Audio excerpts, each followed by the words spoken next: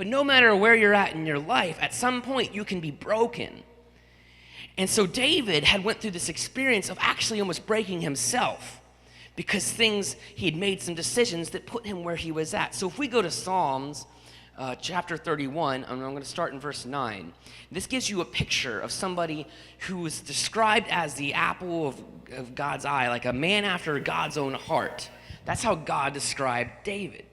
He loved David, and David loved him, but he could still be broken. This is what David says. It says, in verse 9, it says, "Be merciful to me, Lord, for I am in distress." This is the New King James Version I'm reading out of the NIV, I believe, or might be the Amplified, so it might be a little bit different, just to let you know. I am in distress. My eyes grow weak with sorrow, my soul and body with grief. My life is consumed by anguish, and my years by groaning.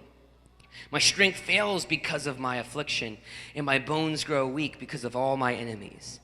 I am the utter contempt of my neighbors, and of the object of dread to my closest friends. Those who see me on the street flee from me. Nobody wants to even be around David at this point. You ever feel like that? Like you have a friend, and like you talk to them a lot, and then you're like, hey, and they just keep walking by, and you're like, oh, I see that. I guess that's how it works. David's feeling that. He's feeling forgotten.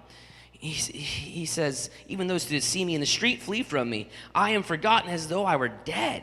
I've become like broken pottery. David is feeling broken right now. He's become like broken pottery. This is where I'm going to share the different ways that we have been broken, and hopefully you guys can relate to one of these.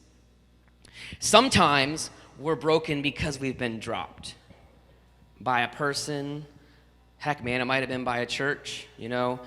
We've all been there. We've been part of a church that, maybe it was good, and then all of a sudden they did something that just broke your trust. You were dropped. Someone that should have been holding you. Maybe it was a parent. Maybe it was a friend. Maybe it was a spouse at one point. You were dropped. I've been married twice. This is my second wife. We've been married 10 years. But before that, I was married for about 4 months. And there was a lot of betrayal that happened to me. And I was dropped continually. Dropped. Broken, over and over again, okay? And to keep it as generic as possible, it was intense and it was difficult. So I understand what it means to be betrayed and be dropped by somebody. It hurts. It's painful. And you don't feel complete. You feel like you're missing something. You feel like you've lost something. And you can feel ineffective. When that happened to me, man, I was looking for God to reveal something to me and bring me to a place where I could feel whole. And thank God he put Ashley in my life, because I was going down a dark road, man. I was smoking my Marlboro Reds and drinking alcohol, and, I didn't have good plans in mind for my life, man. I didn't. But God has a different plan. And he took my brokenness, and he's created this beautiful family. I got 4 kids, wonderful wife, and a decent job, and God's just moving, and I can share those experiences with people now.